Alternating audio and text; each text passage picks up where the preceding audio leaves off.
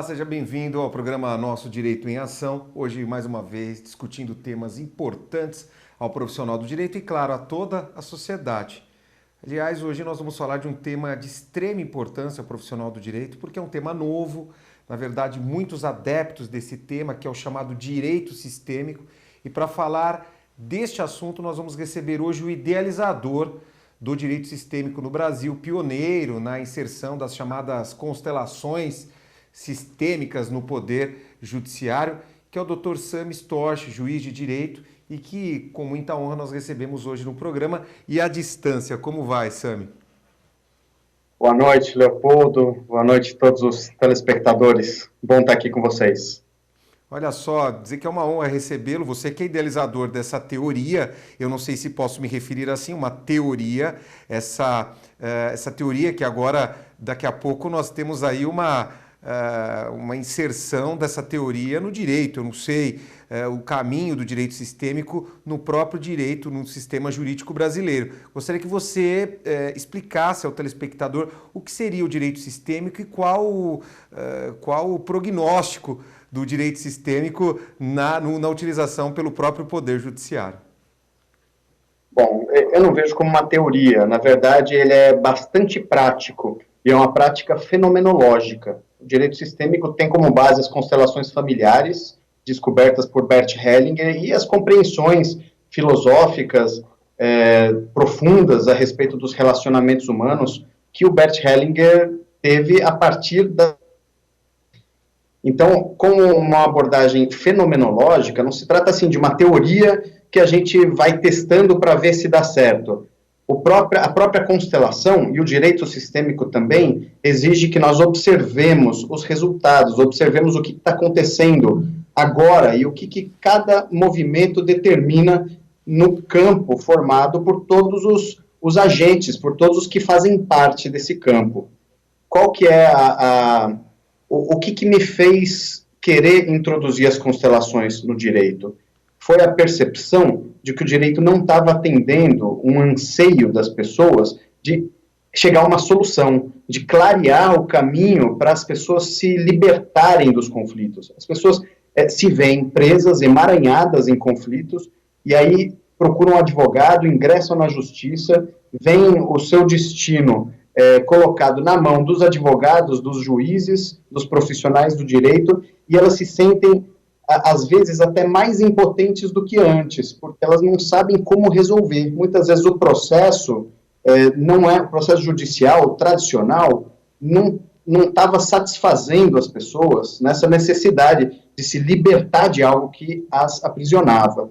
O conflito, ele pode ser uma oportunidade de ampliar a compreensão, de se unir mais com as pessoas, de vencer alguns paradigmas, algumas amarras e chegar numa situação melhor do que antes, mas isso precisa ser bem tratado, né? E não é o que a gente vinha observando no direito.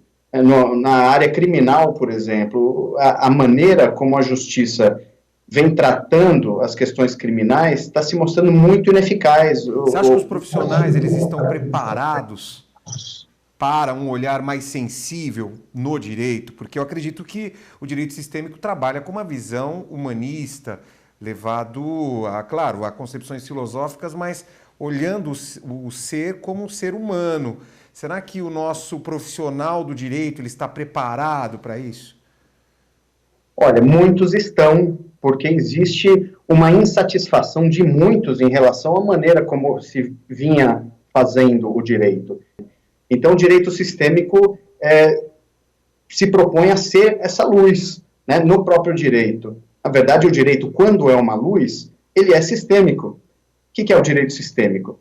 É o direito de acordo com as leis sistêmicas, que são leis naturais, que regem os relacionamentos humanos. Isso que o Bert Hellinger descobriu por meio das constelações familiares e que traz harmonia, que é uma ciência dos relacionamentos que quando é respeitada, quando nós olhamos, consideramos a supremacia dessas leis, nós sabemos como aplicar a lei, como interpretar, como olhar para os relacionamentos, como orientar as pessoas, como guiar nossas próprias vidas em harmonia. com essas leis Deixa eu sistêmicas. perguntar uma coisa, Sam. As pessoas, na verdade, as gerações, elas vão se desenvolvendo, enfim, as pessoas, cada dia outras pessoas nascem e, claro, as gerações mudam suas concepções, os valores, mas de qualquer forma, quando eu penso em direito sistêmico, quando eu penso em sistema, eu estou observando isso como? Através de um olhar físico, porque, claro, nós somos todos seres humanos, as pessoas se relacionam. Esse olhar é um olhar físico, porque nós, de qualquer forma, as pessoas andam, elas se interrelacionam, elas se alimentam. Tudo isso tem uma explicação na medicina como uma explicação física, longe de qualquer ideologia religiosa aqui. Mas como que eu observo o direito sistêmico pautado nessa chamada filosofia? Esse olhar é físico? Físico que eu digo voltado à física? Olha, não apenas físico, mas é claro que ele se reflete fisicamente. Nós podemos observar isso fisicamente também. Mas o ser humano não é apenas um ser físico, né? Existe algo que nos move e que vai além do físico, né? Existe uma alma, existe uma força. E o que é o inconsciente? O inconsciente não é algo físico. Existe uma memória que está além da memória individual. Isso também não é novidade. Isso... É energia, Sami? Energia com certeza existe, e com certeza atua, e com certeza ela está presente em tudo que tem movimento, tudo que tem pensamento. E por conta dessas influências que muitas vezes as pessoas não veem, que não é aquilo que ela está observando fisicamente, mas que está numa memória ancestral, as pessoas tendem a repetir padrões dos seus antepassados. E muitas vezes é justamente aquele padrão que ela rejeita da sua família. Aquilo que ela não quer fazer igual, porque é aquilo que foi julgado, que foi excluído, que não foi honrado, né? E aí um filho, ele acaba repetindo aquilo que foi feito, aquilo que ele renega da sua família, aquilo que ele diz, isso eu nunca vou fazer, porque meu pai não foi bom por causa disso, porque minha mãe não foi boa por causa daquilo. E isso, aí nós chegamos naquilo que eu estava dizendo no início. Por que as pessoas se envolvem em situações que elas gostariam de evitar? Por que as pessoas chegam na justiça ou chegam numa situação conflituosa e elas não conseguem escapar? Porque elas não estão enxergando as amarras, os aprisionamentos inconscientes que as fizeram se envolver naquela situação. Agora, a base do direito sistêmico, ela é a família? Porque, claro, as gerações, as pessoas, a base seria a família?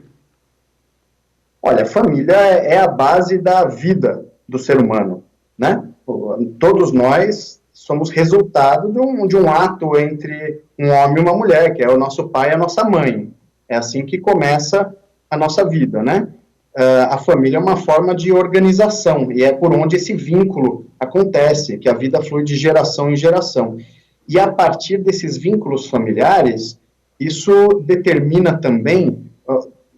digamos assim, a pessoa pode conseguir vencer essa determinação e ir além, né? Faz parte do sistema, das dinâmicas sistêmicas, que o sistema busque evoluir. E assim, os membros do sistema, eles podem evoluir, ir além de até onde foram seus antepassados. Mas, para isso, primeiro é preciso reconhecer o que nos trouxe até aqui. Então, as dinâmicas familiares são fundamentais para termos uma compreensão de quem nós somos, por que nós nos envolvemos nos conflitos onde estamos hoje, nos vendo presos, e o que é preciso para dar esse passo além e conseguir sair de um padrão já conhecido, de um padrão que a gente já vem repetindo e que nossos antepassados já conheceram também, né? Então, a base sim é a família. E a partir das dinâmicas familiares, a pessoa pode se envolver em crimes, ou pode se deixar envolver como vítima em situações violentas, em situações criminais, pode se envolver em situações difíceis no trabalho, questões trabalhistas, pode ter dificuldades com colegas, pode ter dificuldades com subordinados, com chefes. Ser excluída da própria família também. Ser excluída da própria família, assim como alguém do passado familiar também já foi, né? A pessoa a família exclui alguém e aquela exclusão ela tem uma força. As pessoas acham que a exclusão exclui, a exclusão não exclui, porque o campo familiar não admite uma exclusão. Então, sempre que há uma exclusão, o campo busca uma forma de honrar aquele que foi excluído para que ele se sinta inteiro. E Seria uma nisso compensação? atua. Oi? Seria uma compensação. Uma Uma compensação futura, quer compensação. dizer, o sistema precisa se equilibrar, então há uma compensação. As situações se repetem? O sistema busca para se equilibrar, ele busca se permanecer inteiro. Então nada pode ser excluído. E aí ele precisa trazer de volta aquilo que foi excluído. E os membros mais fracos de um sistema são os que se sacrificam, os que se colocam à disposição dessa necessidade coletiva de pertencimento e de integridade. Então, são os filhos, as crianças, é que tomam para si as dores e as dívidas deixadas, às vezes, pelos antepassados ou por pessoas que foram prejudicadas pelos seus antepassados. E aí a pessoa cresce com aquele sentimento, ela acha que cresceu, mas emocionalmente existe uma criança dentro dela que ainda tenta honrar aquilo que foi deixado para trás, aquele excluído, aquela pessoa que foi desonrada, que foi prejudicada pela família. O filho se sente identificado, ele toma para si essas sensações e se envolve novamente em conflitos, assim como foi feito no passado. E por isso que tem pessoas que lutam tanto para se desvencilhar de conflitos e não conseguem. E às vezes se desvencilha de um e se envolve num outro muito semelhante. Né? Situações de casamento, isso é muito comum. A pessoa tem um casamento depois do outro, repete a situação desequilibrada, repete a situação violenta. A violência doméstica, por exemplo, não é uma coisa fácil a pessoa se libertar de uma situação de violência doméstica. Aliás, Tanto pessoas que acham que se separaram ou se divorciaram, mas dentro de si ainda continuam conectadas em uma situação que muitas vezes ainda não deixou de existir ali, quer dizer, divorcia ou separa no papel, mas inconscientemente ainda existe ali algo que precisa ser compensado ou corrigido dentro do sistema? olha, se essa separação não for bem feita, o que é uma separação bem feita? É cada um reconhecer como foi importante o que aconteceu e poder. É uma separação que reconhece que existiu amor, reconhece que não deu certo e que cada um deve arcar com as consequências, né? Cada um arca com a própria responsabilidade e assim liberta os filhos. Mas enquanto não for feito esse movimento, não adianta uma sentença de divórcio. As pessoas vão continuar discutindo, vão continuar com aquele sentimento de injustiça, de vingança, de que alguma coisa não deu certo, e os filhos se identificam com esse sentimento e tendem a repetir a situação, tendem a se identificar com aquele que foi injustiçado, com a parte mais fraca. Então, realmente, não é apenas uma decretação do divórcio que resolve a separação.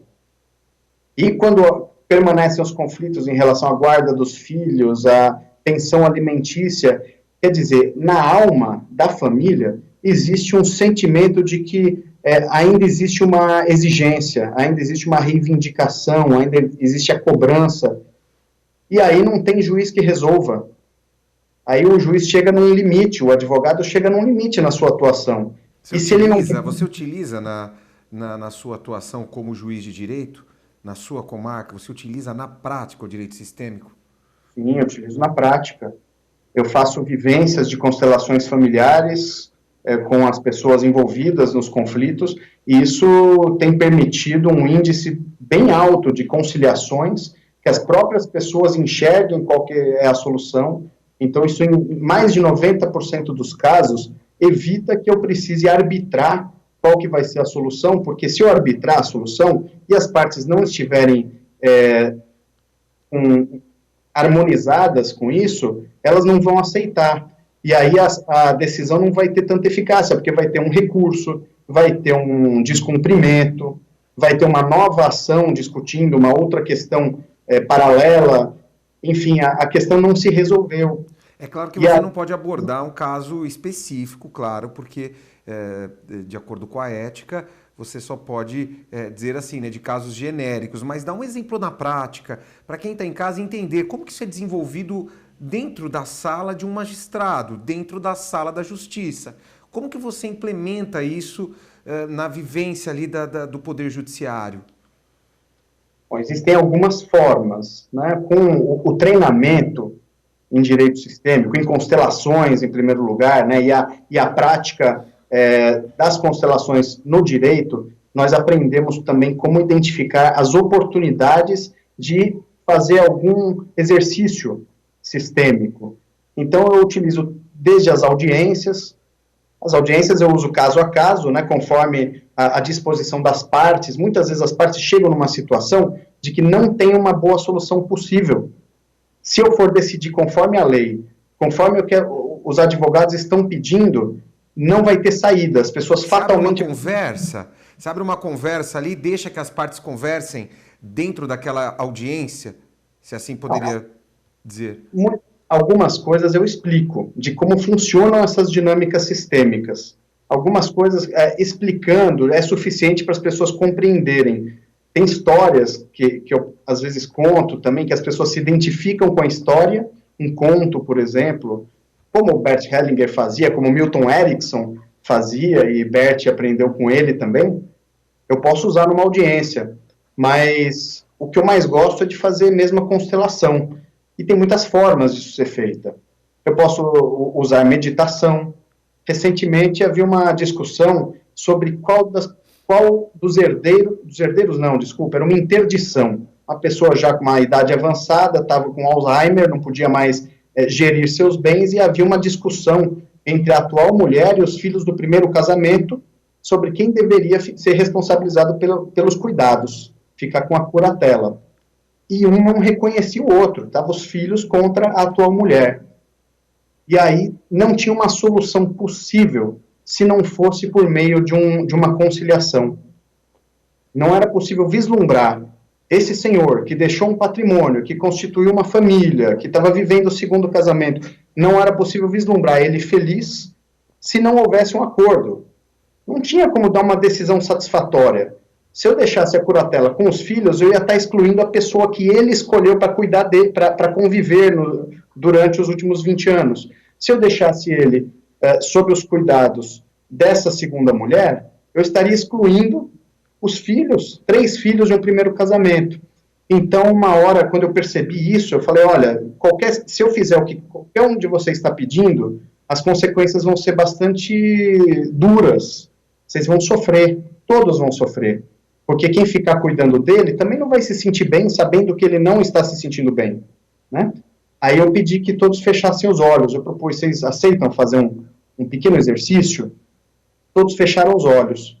E aí eu pedi para se visualizar, todos eles, em um campo, posicionados, e esse senhor olhando para eles, escolhendo onde é que ele gostaria de ficar. E aí eu pedi para imaginarem ele falando algumas frases. E eu sugeri frases de reconhecimento, falando para a segunda mulher. Veja, esses são meus filhos. Eles são, talvez, o que eu fiz de mais importante nessa vida. E pedi para imaginarem ele falando para os filhos. Vejam, esta é minha mulher. Eu me casei com ela há 20 anos. Eu escolhi.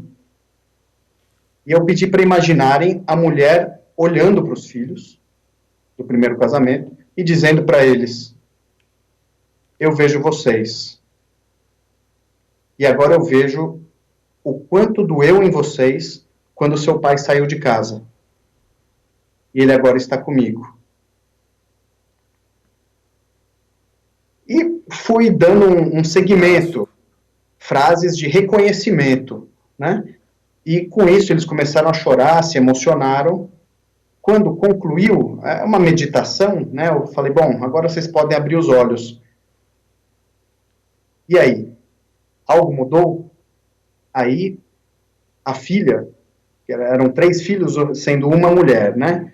Ela falou, olha, ele pode ficar com ela, o certo é ela cuidar. A segunda mulher. Mas nós queremos ter direito de visitar e de ajudar nos cuidados. A gente quer participar. E aí houve uma conciliação, todos entraram em acordo nesse sentido, de que os filhos têm necessidade de participar da escolha do médico, de participar do custeio, inclusive. A única solução possível era esse reconhecimento mútuo. O mesmo acontece com crianças, quando tem disputa por guarda. É a mesma coisa. Né? Quando tem uma tia que cuidou do filho por conta de uma dificuldade da mãe, a mãe aparece querendo o seu filho de volta. E a tia, não, mas eu que sempre cuidei, ele sempre foi bem cuidado por mim, eu não vou, ela abandonou o filho. Nesse caso que eu estou falando agora, nós fizemos uma constelação, as partes compareceram num dia, a gente faz a constelação coletiva, né, eu chamo dezenas de pessoas, participam no mesmo dia com temas comuns, e aí nós colocamos representantes para essas pessoas. Quando eu coloquei um representante para o filho, representante para a mãe, representante para a tia, o filho só queria abraçar as duas. E quando as pessoas começam um embate de uma contra a outra, de uma querer ganhar a ação, e para isso precisa que a outra perca, quem é que está sendo sacrificado nessa dinâmica? É o filho. É justamente a pessoa que precisa ser atendida, que precisa ser beneficiada. O filho, nesse caso, ou o senhor que estava precisando da curatela, no exemplo anterior. Então, quando as pessoas olham para isso, e às vezes a pessoa não pode se manifestar, né, uma criança, ou a manifestação dela está sujeita a lealdades, a influências, é mais um sacrifício. Se pedirem para o filho falar, depor em juízo, está sacrificando mais ainda. Porque o filho vai se ver numa pressão de que se ele falar, ele sabe que qualquer coisa que ele falar vai desagradar um, vai desagradar outro. É um peso imenso nas costas de uma criança. Agora, e quando nós olhamos através de uma constelação, isso flui de uma forma tão leve, tão legítima, e as pessoas reconhecem. E é por isso que eu digo que não é uma teoria. Né? Não é uma teoria. A pessoa vê e fica claro. Se não ficar claro, se ela não vir na prática isso acontecendo, a teoria não serve para nada. O que vale é o fenômeno que a gente observa, que a gente sente, e isso, através do fenômeno, nós nos guiamos para um bom encaminhamento da questão. Como que os profissionais recebem isso? Quer dizer, o advogado chegou ali na sua sala com as partes e ele nunca passou por uma vivência dessa, né? Por uma situação onde o direito sistêmico é aplicado na prática. E você pede para que as pessoas meditem. Como que os profissionais recepcionam? Claro que promotores de justiça ali próximo a você já acompanham a dinâmica. Mas e os advogados que tomam contato pela primeira vez? Olha, em geral, eles recebem muito bem. Porque são situações difíceis. É difícil para o profissional também. Né? O profissional tem um anseio pessoal de ajudar para uma boa solução. O bom profissional, né? Os bons profissionais, eles têm... Por que o cara se tornou advogado? Porque ele gosta, ele quer ser útil. Todos queremos ser úteis. E, de repente, está num labirinto e não se vislumbra uma boa solução. E agora, o que fazer? Então, as pessoas têm uma sede de inovação, uma sede... É uma necessidade que as pessoas sentem de enxergar algo além para poder obter resultados melhores do que tem obtido. E aí o direito sistêmico é muito bem recebido. Quando as pessoas veem isso, elas falam, uau, olha só que, em geral, a reação é muito boa. Já tive situações na audiência, que quando é coletivo eu aviso antes, né? As pessoas já sabem um pouco do que esperar. Principalmente agora, que eu já tenho alguns anos com essa prática. Então, aqui em Itabuna, todos os advogados sabem que eu trabalho dessa forma. Os que não participaram ainda de alguma vivência de constelações já ouviram falar, já sabem que é assim que está acontecendo, então já orientam seus clientes de acordo com a postura do juiz, né? Já sabem que... Já sabem que você é um constelador mor. Já sabem que vai constelar, vai aplicar o direito sistêmico e vai tentar resolver o conflito, tirando aquele peso de uma decisão que não resolva... Quer dizer, que seja resolvida agora por inteiro, de forma determinada. A constelação mor, não digo, né? Mas eu busco uma forma pacífica e harmônica de resolver os conflitos. Realmente, eu não aplico a lei de forma cega, doa a quem doer. Porque eu sei que, às vezes, aplicar a lei de forma cega dói muito para as pessoas e não resolve nada. não vai resolver para mim, né? Não é que eu não quero impor uma prática para as pessoas, mas eu tenho que administrar meus milhares de processos, eu preciso dar uma solução boa, de modo que o processo não volte para minha mesa, né? De modo que as pessoas se liberem e eu cumpra a minha função jurisdicional. Então, os advogados sabem, é uma forma de trabalhar. De maneira geral, eu venho obtendo a aprovação dos advogados e das partes. Quando alguns resistem.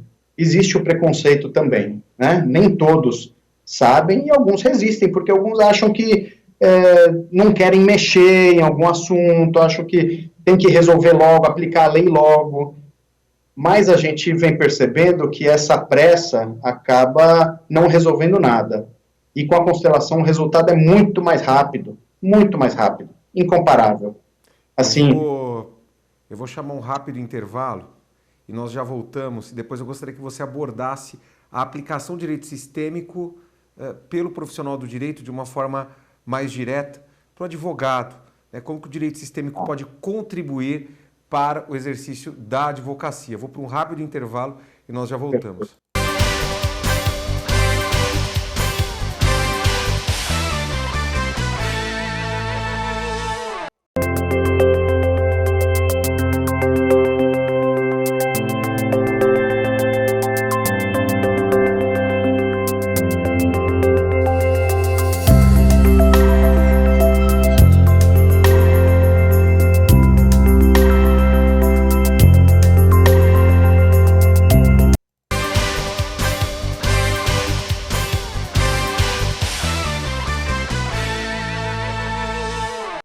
Voltamos, programa Nosso Direito em Ação, hoje conversando com o pioneiro chamado Direito Sistêmico no Brasil, claro, trazendo os ensinamentos de Bert Hellinger, explicando para nós como funciona o direito sistêmico na prática, utilização pelo Poder Judiciário.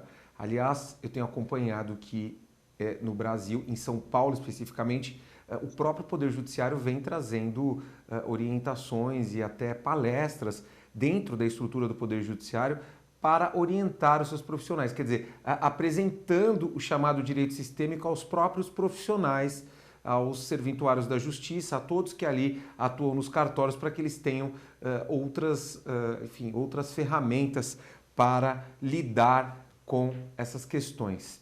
E como estávamos falando, doutor Sami, eu tenho acompanhado que o direito sistêmico, propriamente dito, ele vem ganhando a cada dia mais adeptos. E em relação ao advogado, propriamente dito, como o direito sistêmico pode contribuir com a profissão? E aí, já trazendo a vertente que o direito sistêmico vem sendo muito utilizado nas varas de família e os profissionais que atuam nessa área. Bom, a constelação é uma ciência dos relacionamentos. O direito sistêmico, ele traz isso para a área de resolução de conflitos. Então, é claro que isso interessa para todas as pessoas que se sentem presas nas amarras dos conflitos, aqueles conflitos que elas não conseguem se libertar, aqueles padrões da vida delas, né, de casamento, de questões com os filhos, de divórcio, de inventários, de questões empresariais, profissionais, dificuldades de relacionamento. Isso interessa para todo mundo. Agora, o advogado, ele tem, a sua tarefa é ajudar as pessoas nessa libertação, né? Então, qual advogado que se sente plenamente satisfeito de ingressar com uma ação e a pessoa continua sofrendo, né? Entra uma ação de inventário, por exemplo, e 10 anos depois o inventário não se resolveu. É muito frustrante para o profissional ele não conseguir levar o seu cliente para uma situação melhor do que ele estava, né? O sucesso profissional está no sucesso do cliente. O cliente precisa ter sucesso. E o sucesso não é só ganhar uma ação e continuar sofrendo, né? A ação pode ser... O importante não é ganhar a ação, é ganhar com a ação. O cliente precisa ganhar com a ação do advogado. Então, a ação do advogado precisa ser de modo tal que promova um ganho real para o cliente. Um ganho de satisfação, um ganho no sentido da libertação daquela amarra, daquele conflito que a fazia sofrer. Agora, eu Então, tenho direitos... acompanhado, Sami, que, por exemplo, alguns projetos de conciliação que eu digo assim, os projetos, a própria OAB implantou aquele projeto OAB Concilia e outros projetos dentro da própria instituição, incentivando a conciliação, e é um grande desafio, acho que é até um desafio pelo Poder Judiciário, para que esses profissionais eles consigam entender, e aqueles profissionais que eu digo, os próprios advogados entenderem que uma conciliação ela acaba sendo muito mais dinâmica, muito mais rápida e resolve muito mais do que mantendo a ferida do processo. Esse processo caminhando por anos, mas é um grande desafio. Agora, o direito sistêmico ele também pode ser aplicado antes do próprio ingresso da ação. Se ele entender um pouquinho de direito sistêmico, ele pode promover aí ou se precaver de uma futura ação, quer dizer, já resolve a coisa antes mesmo do protocolo da ação do Poder Judiciário? Claro, muitas vezes a ação seria dispensável. Em outros casos, a ação pode servir como um chamamento da outra parte para um olhar necessário, né? Às vezes o judiciário pode servir também para chamar, vem cá, vamos conversar e vamos buscar juntos essa solução, quando a pessoa não está encontrando esse acesso. E a constelação é uma abordagem que facilita muito a atividade, tanto na justiça, quanto do conciliador, do mediador. É um instrumento, uma potência para um conciliador, ele ter os conhecimentos do direito sistêmico e saber como é que o uso da lei, em harmonia com as leis sistêmicas e com a constelação, como é que isso facilita para as pessoas se desemaranharem e olharem juntos para uma solução pacificadora, uma solução empoderadora para todos. Né? Muitos dos conflitos, os conflitos tiram a força das pessoas, a pessoa se sente fraca, se sente impotente, como é que eu vou sair dessa situação, como é que ela se sente impotente para decidir os rumos da própria vida, porque receber um dinheiro, ou com quem que os filhos vão ficar, está na mão de um juiz, né? Então, o direito sistêmico traz o empoderamento, no sentido da própria pessoa saber que movimento que ela pode fazer e que movimento isso vai gerar na outra parte, em todo o campo, que movimento que vai trazer os filhos para mais próximas de si, né? E muitas vezes isso não tem nada a ver com a solução, com a estratégia processual tradicional de um advogado. Pensando no profissional. A guarda unilateral porque eu quero que meus filhos fiquem perto de mim. E aí isso provoca uma exclusão da outra parte, a outra parte vai querer se vingar, e aí isso acirra, os filhos se afastam da pessoa que pediu inicialmente, quer dizer, teve um efeito contrário. E aí com o direito sistêmico ela entende, não, peraí, o pai, a mãe fazem parte, o filho ele contém o pai e a mãe, então eu vou, no primeiro ato processual, eu vou reconhecer a importância dessa outra parte, quanto mais eu reconhecer, quanto mais eu demonstrar que ele tem um lugar no meu coração, ele ou ela, os filhos mais vão se sentir bem e seguros comigo.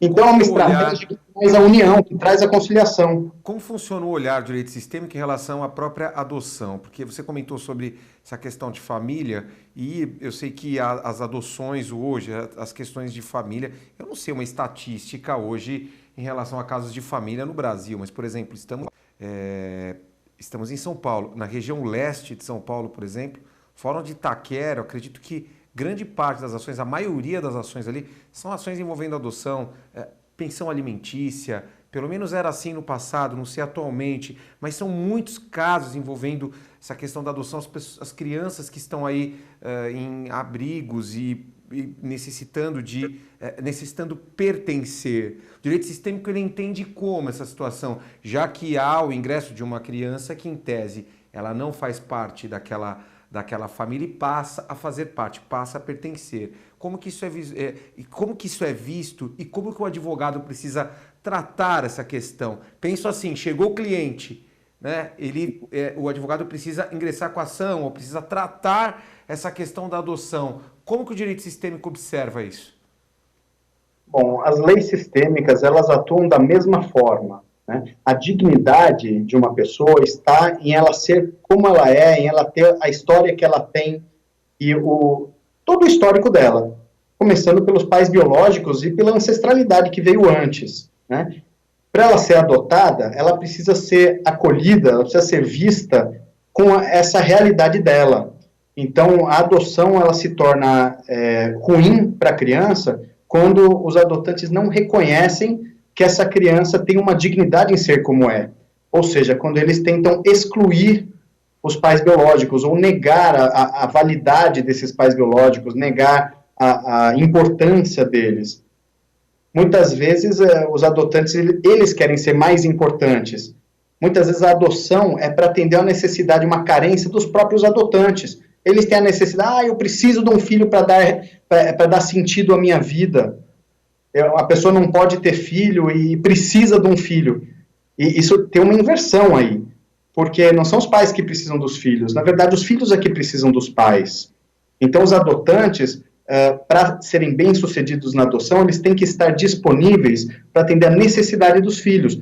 Eu sou adulto, eu tenho algo para dar, né? Eu recebi amor, eu tenho condições, e eu estou disponível para o que se surgir uma criança necessitando, eu posso atender. Aí eu vou olhar para a criança e vou respeitar e honrar, vou reverenciar a origem dela, os pais dela, porque os pais dela tiveram um destino trágico, um destino difícil, né? Então, eu não vou ter ansiedade, não, preciso desse filho logo, então vou entrar com uma medida para afastar os pais dela, para agilizar o processo. Não, eu vou aguardar, eu vou ajudar os pais dela no que eles precisarem. A adoção bem-sucedida é a adoção onde se coloca à disposição para ajudar os pais da criança. Se eles morreram... Nunca excluir os pais biológicos.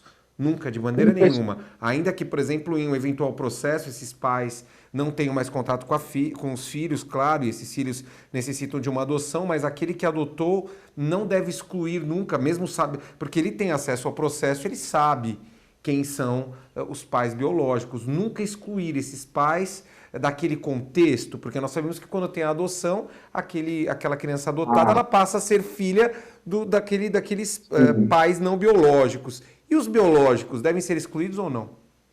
Olha, daquele contexto, depende do que você chama de contexto, né? Porque nem sempre os pais têm condição de manter o convívio com os filhos. Às vezes, para preservar a integridade dos filhos, é preciso retirá-los do convívio, retirá-los de um ambiente. Então, tem situações de pais envolvidos com crimes, com violência, com drogas, com doenças graves, e é preciso realmente proporcionar um outro ambiente para a criança, sem excluir os pais biológicos do coração. Os pais precisam precisam ter o seu lugar no coração dos filhos, e os filhos precisam ter o lugar dos pais preservado no coração.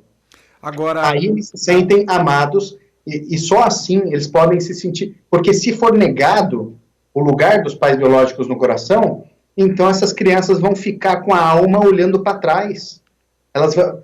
Os adotantes vão querer, vem cá, porque agora você pertence aqui, aquilo lá não tem importância. A criança vai ficar assim, querendo olhar para trás. E vai olhar para trás na vida também. E vai buscar, o que ficou para trás? Por que me excluíram aquela coisa da minha vida? Por que não me deixam saber dos meus pais biológicos? Ela se sente vinculada. Mas se aquele passado, se a família de origem for reconhecida como válida, olha, essa família é válida, ela é a verdadeira, a sua verdadeira origem, você nasceu dessa família, graças a eles que você está aqui. Eles tiveram dificuldades, eles sofrem, eles têm suas dores, eles não estão disponíveis. Está doente, está envolvido em situações difíceis, em assassinatos, ele fugiu, ela adoeceu.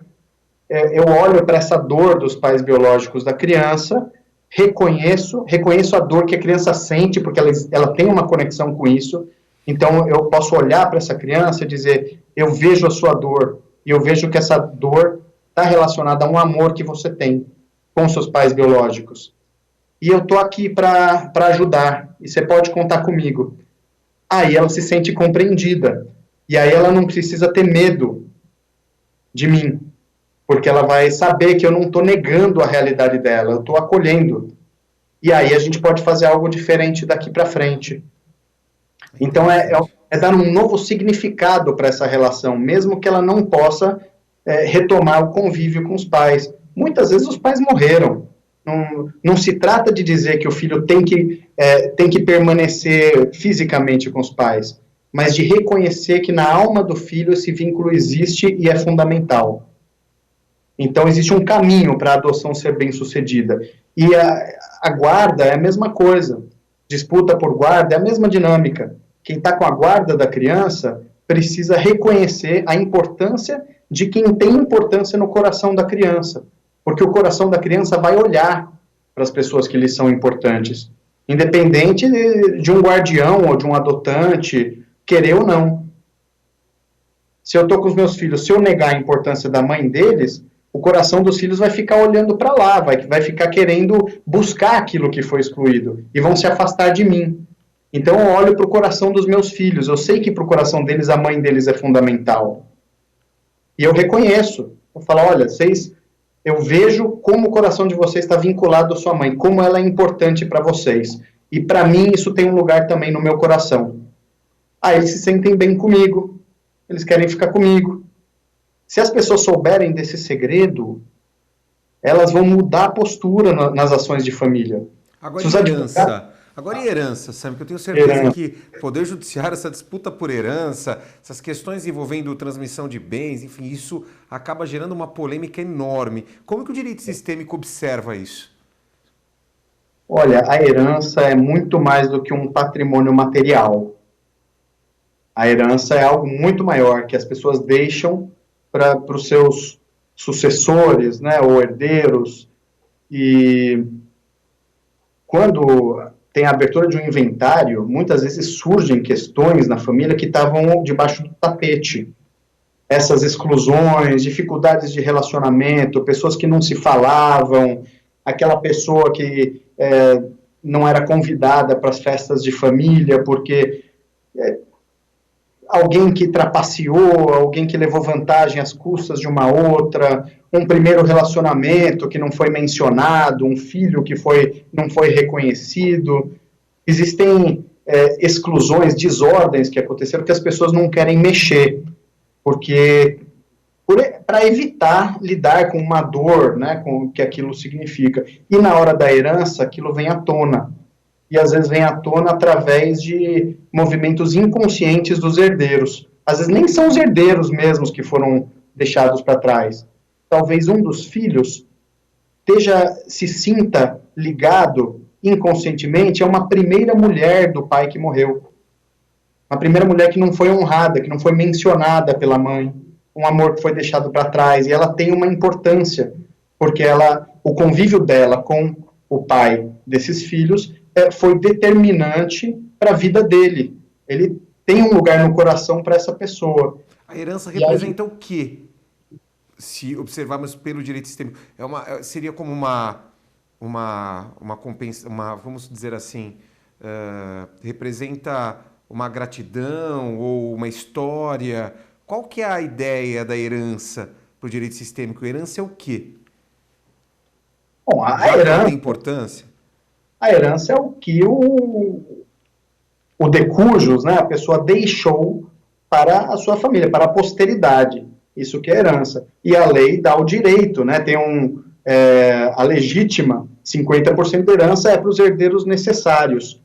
Agora, sistemicamente, existe algo além disso.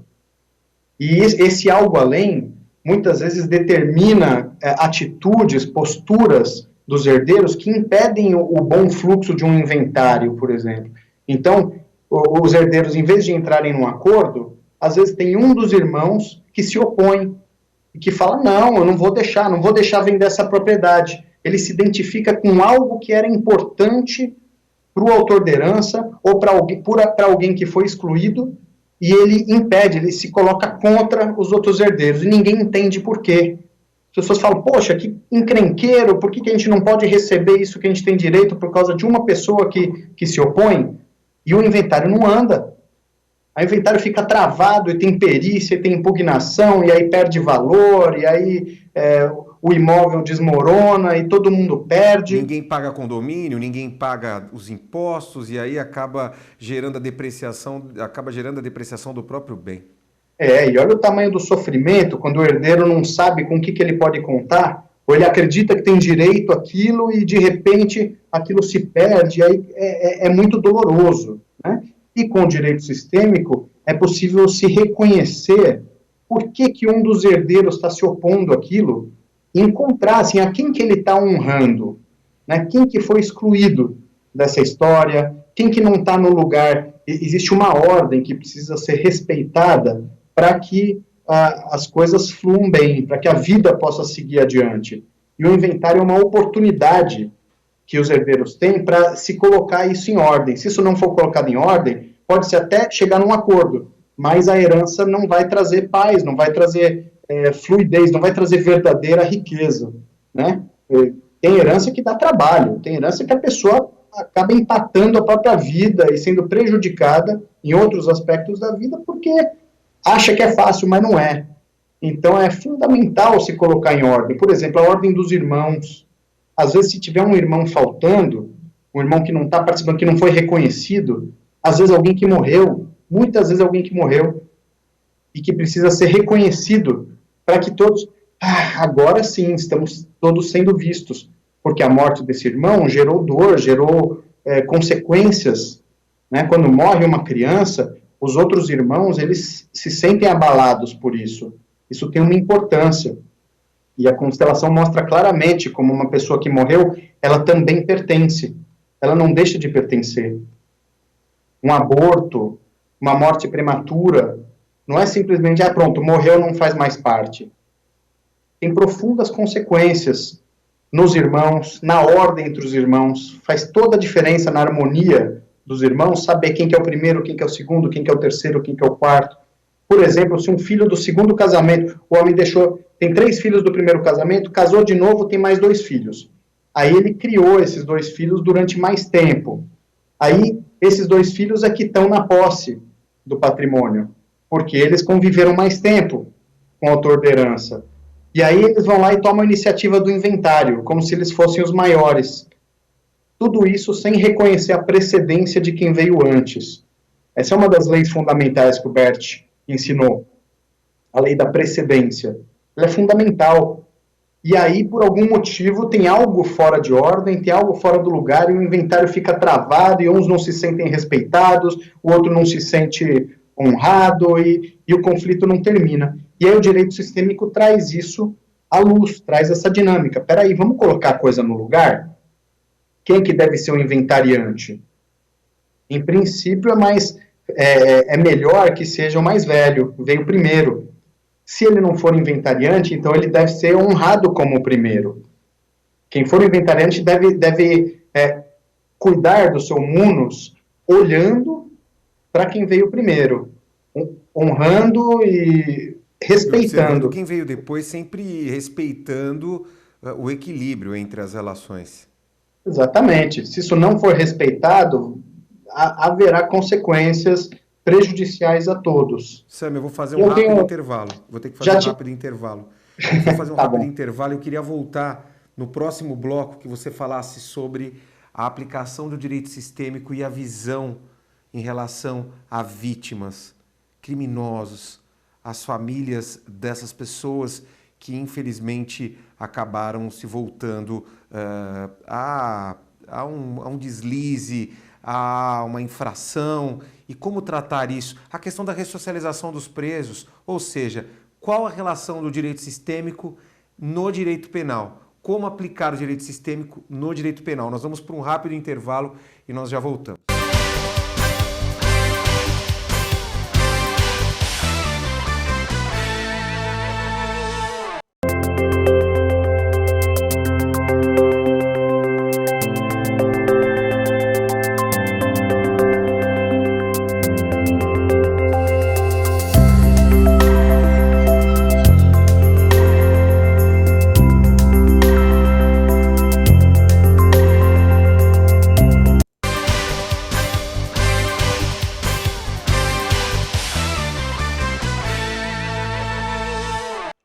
Voltamos, programa Nosso Direito em Ação, nós estamos ao vivo, você está assistindo o programa. Aliás, é importante que você siga o programa Nosso Direito em Ação no Instagram, nas redes sociais, estamos ao vivo e depois você pode acompanhar as entrevistas ali pelo YouTube e nos canais, enfim, que transmitirem o programa Nosso Direito em Ação. É importante que você acompanhe as entrevistas, participe, faça sua inscrição ali no link e fique por dentro, porque, na verdade, sempre sempre convidamos profissionais de destaque, e é o caso hoje do juiz de direito, Dr. Sami Storch, que está falando conosco hoje sobre o direito sistêmico. E agora, Dr. Sami, eu gostaria que fosse abordado essa questão do direito sistêmico em relação, e aí eu pergunto, a relação do direito sistêmico ou a aplicação do direito sistêmico no direito penal propriamente dito. Bom, tem algumas formas de se aplicar, né, de interagir, fazer essa interação do direito sistêmico com o direito penal. Uma que eu vejo que é muito importante é com a criminologia, né, o que leva alguém a cometer crimes, e também o que faz com que algumas pessoas tenham um padrão de se envolver como vítimas de crimes. Tem pessoas que não sabem por quê, né, de uma forma inconsciente, mas que se envolvem rotineiramente como vítimas de situações de agressão, crimes patrimoniais, e, claro, como contribuir com a ressocialização das pessoas presas pelo cometimento de crimes. O direito penal há de servir para que as pessoas se tornem melhores, né? Não é simplesmente uma punição que as pessoas sejam presas e depois sejam soltas do mesmo jeito que elas eram antes, né? Você observa um caráter até educativo por parte do direito penal, ou seja, quando a pena é aplicada ao sujeito, quer dizer, será que ele acaba sendo ali, não vou trazer a responsabilidade da educação para o direito, mas será que ele tem ali um pouco será que ele traz ele traz um reflexo educativo? Ele deve trazer. Se não tiver o reflexo educativo, então estamos perdendo tempo. Estamos só tirando a pessoa de circulação durante algum tempo. Mas não é preciso ter esse caráter educativo. E é nisso que o direito sistêmico pode contribuir muito, né? E o uso das constelações também, porque elas trazem à luz que dinâmica inconsciente que fez com que a pessoa se envolvesse naquela situação, ou o que está por trás daquele sentimento de ódio, de vingança em relação à sociedade. Muitas vezes a pessoa sente uma raiva da sociedade, ela está se vingando, por isso ela age de uma forma antissocial. E o que está por trás disso? Bert Hellinger percebeu que por trás disso está um amor cego. A pessoa, ela repete um padrão, ela age emocionalmente como uma criança revoltada por conta de alguma injustiça ou de algo que aconteceu com os seus antepassados. Então, muitas vezes, um agressor, uma pessoa violenta, ela pode estar simplesmente agindo de uma forma inconsciente, agindo de uma forma agressiva, por ter tido a mãe tirada dela na infância. Eu costumo mencionar um exemplo que é típico em situações de violência doméstica, por exemplo. Né? A pessoa uma mulher se queixou do ex-noivo que estava perseguindo ela, com ameaças, com agressões, ele agredia ela e ela não conseguia se livrar. E aí, quando nós constelamos a questão, se mostrou que ele tinha uma raiva muito grande, ele queria agarrar ela, ele queria segurar ela tentava fugir, ele tentava segurar. Era uma possessividade muito grande, ele não admitia perder ela, né? Aí me veio a imagem da mãe dele, uma criança agarrando a mãe, uma criança necessitando da mãe. Eu perguntei para a moça, o que aconteceu com a mãe dele? Ela falou, ele perdeu a mãe com 2 anos, ela morreu. E aí eu coloquei uma representante para a mãe dele. E aí o representante dele largou a mulher e começou a ir atrás da mãe. E a mãe se afastava, e ele queria agarrar, e ele começou a chorar, ele caiu em prantos. E aí nós vimos o que estava por trás dessa atitude agressora. É uma criança chorando por ter perdido a mãe. Então, a criança de 2 anos, quando perde a mãe, ela não sabe como agir. Ela é frágil emocionalmente. Ela chora, ela grita, devolve minha mãe aqui, eu quero minha mãe, eu preciso da minha mãe. Né? Então, num relacionamento de casal, quando a pessoa fala, eu preciso de você, eu dependo de você, sem você eu vou me matar, sem você eu não sou nada. Isso não é a atitude de um homem ou de uma mulher adultos. É a atitude de uma criança perante os seus pais. Isso traz um significado totalmente diferente para a situação. Quando ele percebe, se uma pessoa que cometeu um crime desse é defrontada com essa realidade, ele percebe que a agressividade dele, na verdade, é um amor mal resolvido pela mãe, uma carência, e ele chora. Ele chora como uma criança. E aí não tem lugar mais para aquela violência, para projetar aquele sentimento mal resolvido em cima de uma outra pessoa que não tem nada a ver com isso. Agora, nessa mesma constelação, nós também colocamos o pai dessa moça. Essa moça também tinha uma dificuldade com o pai. Ela rejeitava o pai. Ela tratava o pai com desprezo. Então, esse sentimento em relação ao pai estava por trás da postura dela em relação ao homem. Não se trata de culpa. Dizer, mas a culpa é da vítima. Não é culpa da vítima. Ela faz isso de forma inconsciente. Ela é vítima. Ela não quer isso. Ela não deseja isso. Aliás, ela deseja evitar. E aí é que tá. Por isso que ela precisa de ferramentas, precisa de um conhecimento, de uma clareza para conseguir evitar. Porque a tendência é que a pessoa tenta evitar algo e ela se encontra com aquilo que ela tenta evitar. Na verdade, a vítima, quando comparece em juízo, claro, muitas vezes ela vai lá prestar o seu... na verdade, ela vai trazer ali os fatos como aconteceram, na presença do acusado, muitas vezes esse agressor, e que esse agressor muitas vezes causa traumas grandes nessa vítima.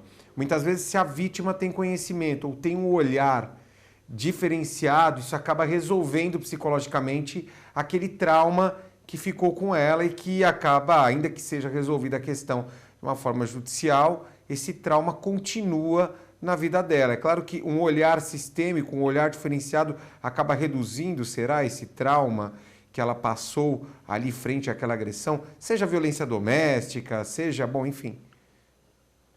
Sim, pela compreensão. Quando ela compreende a questão de uma forma mais ampla, ela entende por onde que a pessoa praticou aquilo, ela entende por onde que ela pode ter se envolvido também. E aí isso a empodera, isso dá condições, dá força para ela saber se guiar daqui para frente, e aí ela não tem mais o que temer, porque ela é algo que modifica nela mesma. Né? Então, eu tenho trabalhado mais com as pessoas diretamente envolvidas em processos, mas já vi casos também da pessoa ter um medo porque o filho foi morto pela polícia. Aí o outro filho também estava num caminho, ela tinha medo que esse filho fosse morto também. E na constelação, apareceu que o pai desses garotos também foi morto pela polícia. Os garotos estavam seguindo o pai. E por mais que ela negasse, ela falasse para os vocês não podem ser igual ao seu pai de jeito nenhum. Ela morria de medo. E aí eles seguiam o pai, porque eles queriam justamente honrar aquele que foi excluído. E quando ela olhou para isso, para o destino do pai deles, de uma forma mais compreensiva, de entender esse destino dele, ele também estava emaranhado, ele também estava honrando antepassados, ele também estava agindo inconscientemente. Existe algo muito maior, e às vezes a gente não consegue nem identificar qual que é esse emaranhamento. A gente apenas reconhece que existe algo muito maior por trás de um destino difícil. Mas nós respeitamos. E aí os filhos podem sentir um alívio, eles não têm mais necessidade de seguir aquele destino que é rejeitado. Eles se libertam. E a mãe, é claro, se liberta também. Realmente existe a possibilidade de libertação com uma constelação. Agora, pensando no processo de ressocialização. Sabemos que o processo de ressocialização no Brasil, ele, na verdade, traz aquele ideal de que o Estado, ele fica responsável por aquele criminoso por um determinado período e ele traz de volta para a sociedade esse cidadão que passa por um processo ali em etapas de ressocialização. Só que nós sabemos, doutor Sami, o senhor como juiz de direito sabe que, e aí não é uma crítica, mas é uma grande verdade, que no Brasil hoje o sistema está extremamente complicado. Quer dizer, estamos vivenciando hoje um judiciário que na prática não ressocializa. Pelo menos é a minha opinião. Muitos acabam ressocializando, mas o ideal muitas vezes está longe de um ideal de ressocialização. Não sei a sua opinião, mas pensando na ressocialização, sem polemizar, claro, direito sistêmico ele colabora como? Com um olhar para a realidade. A pessoa precisa se defrontar com a realidade do que ela fez. E aí ela percebe que ela estava agindo, ela estava se vingando de algo do passado, só que estava se vingando sobre uma pessoa que não tem nada a ver com isso. Ela percebe a gravidade, ela percebe as consequências e ela pode, com a ajuda do direito sistêmico, ela pode olhar para as consequências e saber que ela deve arcar com isso.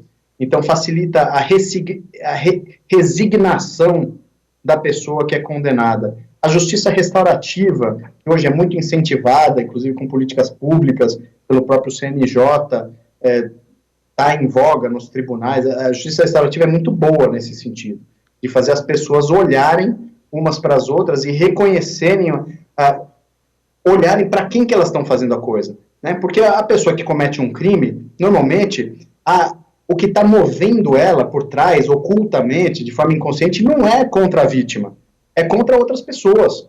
A pessoa está se vingando, por exemplo, o filho quer se vingar da pessoa que agrediu a mãe, e o filho se torna violento, assim como o agressor. E ele se torna um agressor e agride outras pessoas. Isso se repete de geração em geração. Né? A pessoa teve antepassados assassinados, explorados, ela fica com raiva e dirige essa raiva contra vítimas que não tem nada a ver com a história. Agora matou alguém, tirou alguém do sistema. Quer dizer, excluiu alguém do sistema porque matou. Quer dizer, essa resposta, que é uma resposta criminosa, como que isso é visto lá atrás? Porque é uma geração onde, lá na frente, pensando assim, alguém foi lá e excluiu uma determinada pessoa do sistema. Como que isso é observado pelos adeptos da prática sistêmica, trazendo as teorias do Bert Hellinger? Então, a pessoa matou uma outra pessoa. Do jeito que é o sistema penal hoje, ele não leva o autor do crime a olhar para as consequências do que ele fez. Ele não faz o autor do crime olhar para a vítima, olhar para a família da vítima, olhar para o dano que ela causou, a gravidade terrível do que ela fez. E apenas aplica uma pena numérica e a pessoa cumpre a pena e ainda sai revoltada achando que foi um abuso porque ela se sente vítima. Ainda acha que ela que é vítima da sociedade, muitas vezes. E sai revoltada. Então, peraí, vamos olhar o que levou a pessoa a agir daquela forma. Ela olha para trás, olha para o passado dela, olha para as pessoas que foram mortas, olha para toda a dor, toda a raiva, e ela percebe que por amor à sua família de origem, inclusive aqueles excluídos, aquela pessoa que ela mesma tinha raiva, ela está conectada àquela pessoa e ela agiu igual. Então, existe um amor, existe um vínculo, uma lealdade aos seus antepassados. E ela reconhece que é por isso que ela tinha raiva. Na verdade, é um amor, é uma falta, é um vazio que ela sente, é uma dor muito grande. Aí, depois que ela olha para isso, ela volta a olhar para a vítima. Vamos olhar para a vítima agora. Aí ela percebe que a vítima não tem nada a ver com aquilo. E ela percebe, meu Deus, o que foi que eu fiz? E ela olha para a dor da vítima, porque ela aprendeu a olhar para a dor, porque ela reconhece a própria dor.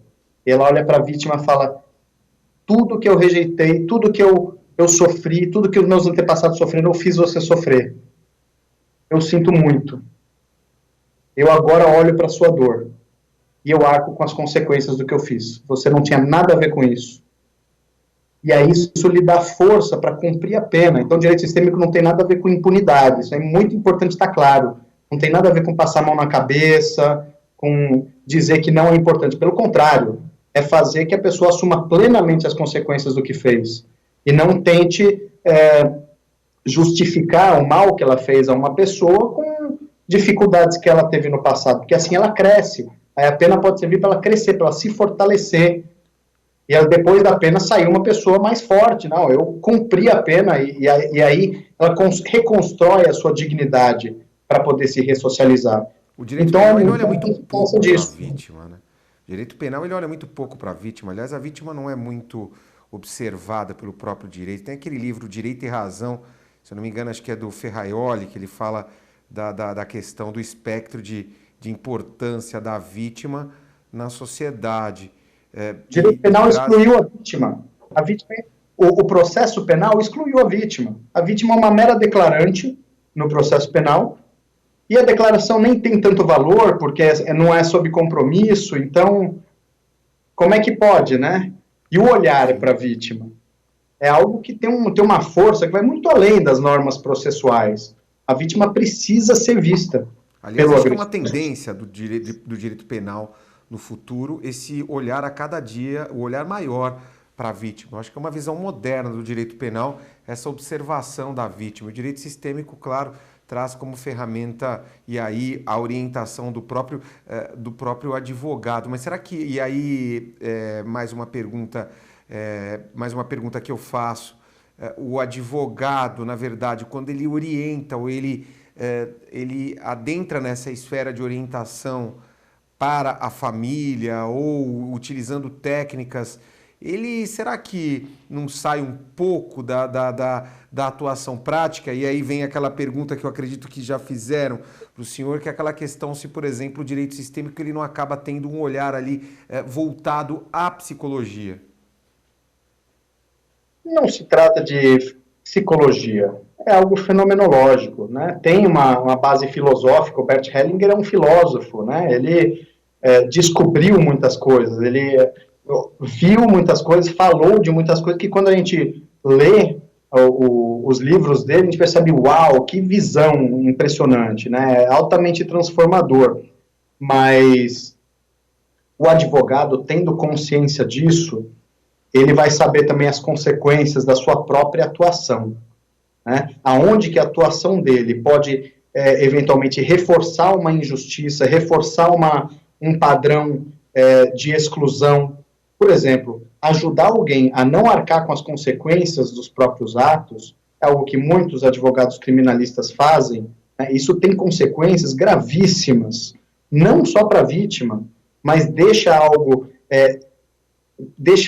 mal equilibrado, né? E que vai precisar ser compensado depois. Não ressocializa de jeito nenhum, porque ele está se colocando no lugar de uma mãe que protege o filho, que não deixa que o filho seja bem educado, né? Isso tem consequências, e é claro que se é uma atitude dele, pode ter consequências para ele também, porque ele se vincula àquele sistema, ele passa a ser uma figura determinante para o destino das pessoas. Isso é muita responsabilidade, né, para um advogado, para um juiz, para um profissional do direito. Nós temos essa responsabilidade, porque a nossa atitude pode ser determinante para o destino dos outros. Como é que nós vamos nos colocar nesse lugar? Sim. É fundamental que a gente saiba exercer com responsabilidade isso, porque se nós ajudarmos a equilibrar as situações, a ter a harmonia, que cada um arque com a sua responsabilidade, isso fortalece, isso empodera, isso faz com que as pessoas se libertem. Se fortalecer, liberta. Conhecimento, liberta. A pessoa que cometeu um mal, que ela arca com a responsabilidade, ela se dignifica, ela fica melhor. Então, se o advogado facilitar esse processo, ele vai estar ajudando o campo a se fortalecer, a se libertar e a sociedade a ser mais pacífica. Então, é algo que realmente eu recomendo muito a todos os advogados buscarem conhecer o direito sistêmico e praticar, porque isso vai mudar algumas coisas na vida de cada um, com certeza, para melhor.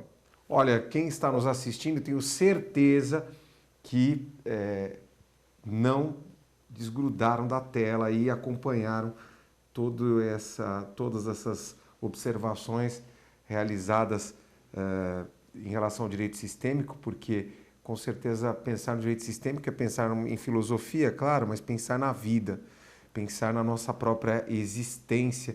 Queria muito agradecer a sua presença, Dr. Sami, e tenho certeza que quem assistiu o programa gostaria de que continuassem as suas observações aqui em relação a todas essas áreas, porque quando falamos do direito, falamos também da vida, né, Dr. Sami?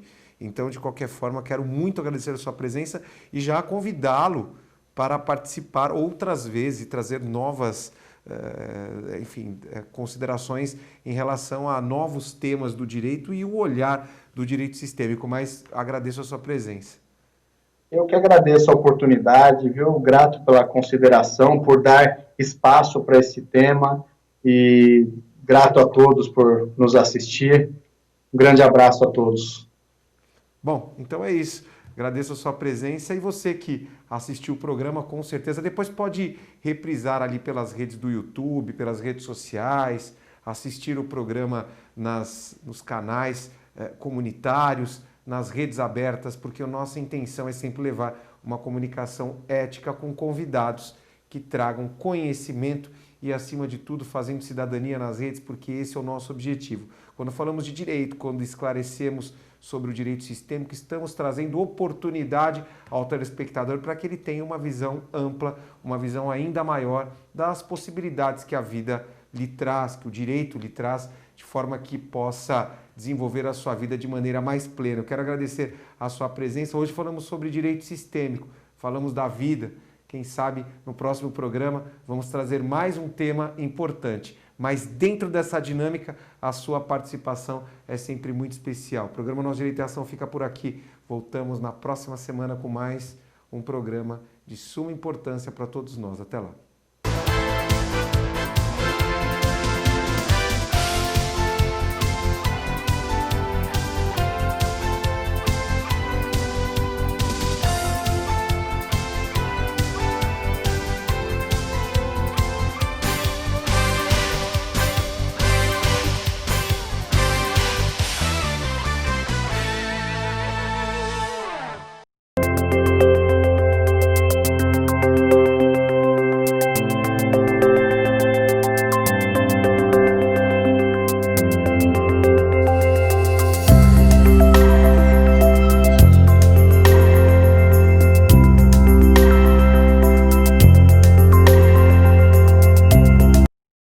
Nós somos o Rotary.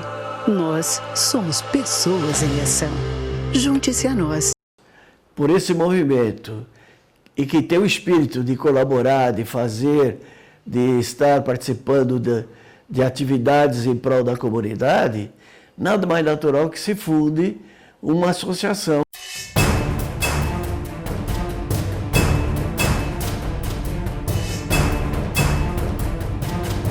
Periodicamente nós entrávamos num restaurante e fazia lá nossas reuniões. Tinha lá o salão dele e nós levávamos todos os nossos apetrechos, bandeiras, montava a panóplia. É aqui na Marginal Tietê.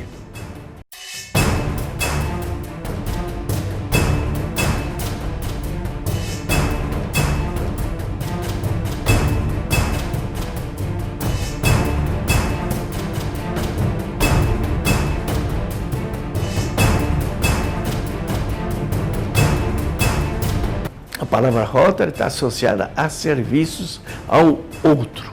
Nós tínhamos um terreno que ganhamos, foi doado ao Rotary, e nós construímos lá uma sede do Rotary, que hoje, além de ser sede do Rotary, é a sede também da ASERT, Associação de Esposas de Rotariano do Tatuapé. Essa associação é praticamente uma extensão do Rotary. E tínhamos vontade de construir. Mas dinheiro, nada, só estendendo a mão. E então nós conseguimos, através de vários companheiros, pessoas, amigas, que ganhamos telhas, ganhamos tijolos, sacos e caminhões de cimento, e fizemos o projeto, eu e Assunção, sentamos lá, planejamos. O Rotary do Tatuapé, ele engrandeceu o bairro, eu acho, porque ele uniu de forma muito importante os profissionais de todas as áreas do bairro, formador de profissionais com dignidade, honestidade, faz com que trabalhem em prol da comunidade. O Rotary me ajudou na comunicação. Eu consegui, durante o ano da presidência, toda terça-feira eu ia na tribuna, que eu tenho ojeriza por tribuna, mas eu consegui fazer, terminei, né? Geralmente nos meus discursos eu chorava, mas foi muito legal. Já estou emocionado. Uma participação familiar. Nós conseguimos fundar o nosso Rotaract. Foi um Rotaract forte. Hoje o jovem tem muito mais oportunidades que ele tinha antigamente. de participar de muito mais coisas. Então, a nossa concorrência hoje é muito maior. No começo, o Rotary era um clube no começo e continua sendo, um clube de profissionais. Então, a mulher que exercia apenas o papel de doméstica, de lar, dona do lar, ela não tinha uma profissão na real e, portanto, ela não poderia participar. Com o tempo também, o mundo foi mudando, a mulher foi se profissionalizando e a mulher passou a participar do Rotary. Havia vários sócios, todos homens. Em 2016, finalmente, eles abriram para a entrada de mulheres na associação. E as mulheres têm uma visão diferente. Elas colocam um ingrediente a mais no movimento Rotary. Nós ajudamos muito o Hospital Santa Marcelina, nós ajudamos a comunidade, nós adotamos pela primeira vez uma escola do Tatuapé e ali nós fizemos uma biblioteca, doamos uma lousa digital para aquela escola. Você imagina quando nós vamos visitar uma entidade, que nós entregamos um projeto global, né? Que nós entregamos um equipamento, que aquele equipamento vai beneficiar milhares de pessoas. E dou uma olhadinha nos livros que aqui tem e estou levando para a comunidade. O pessoal que não tem a oportunidade de estar tendo um livro para ler, então eu recolho, levo, o pessoal lê, se informa, fica instruído. E nós temos que mostrar para a comunidade quem nós somos e o que nós fazemos, para trazer mais pessoas, porque quanto mais pessoas estiverem ao nosso lado, mais mão de obra nós teremos para realizar esses projetos. Não convide para vir para a Rotary, para ser rotariano, uma pessoa que você não levaria na sua casa. E outra coisa, dentro dessa amizade que você tem no Rotary, você tem valores muito fortes. O Rotary é uma entidade muito séria. E a pessoa que participa do Rotary tem que ter uma personalidade muito forte e muito correta. E o Rotary é uma instituição, falando agora dos jovens, o Rotary é uma instituição centenária, ela tem 115 anos, né, completou agora, neste mês. E pelo fato dela ser uma instituição centenária, tem muita gente já de idades avançadas, né? E isso, a necessidade de ter jovens, de pessoas com energia, com uma cabeça mais antenada com a realidade do dia, né? Pessoas ligadas com esse mundo globalizado, é de uma extrema importância. O futuro do Rotary é mudança, inovação. Está havendo muitas determinações de Rotary Internacional, trazer jovens para a nossa organização, porque os jovens têm uma vitalidade muito grande, né? Os rotarianos, nós temos uma experiência muito grande da bagagem que os antigos têm, mas nós temos que mostrar isso para os jovens, para eles nos ajudarem, e eu acho que isso já está acontecendo. Eu quero convidar você, jovem, a participar do programa de intercâmbio do Rotary. E eu não trocaria por nada, essa experiência é única e você vai aproveitar demais. Rotary Clube São Paulo Tatuapé é sinônimo de trabalho. Se você acha que você pode, quer e precisa ajudar os outros, procure o Rotary. O Rotary tem um padrão, ele tem toda uma estrutura que você não vai precisar fazer nunca nada sozinho. Você vai ter sempre alguém do teu lado para poder realizar um projeto e realizar alguma coisa pela comunidade. É muito movimento, é ação. Nós somos pessoas em ação. Rotary Tatuapé. 50 anos. Até os próximos 50 anos. Nós somos o Rotary. Nós somos pessoas em ação. Junte-se a nós.